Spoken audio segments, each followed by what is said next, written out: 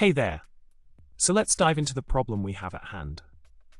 The issue we're facing is related to capturing an output from a child pipeline when it's executed via a Web Activity REST API call.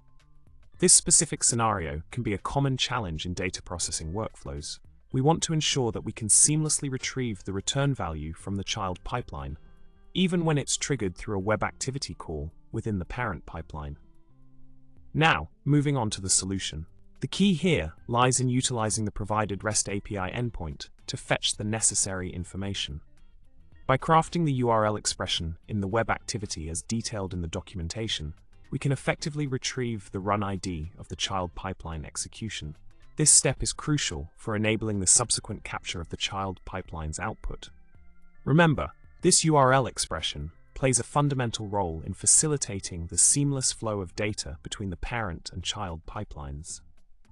Building on the previous solution, we can enhance the process further by incorporating a series of specific activities within the workflow.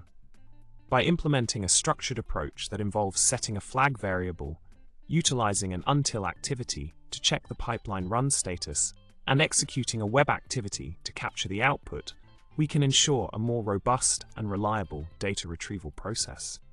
This method not only streamlines the data flow, but also optimizes the overall workflow efficiency.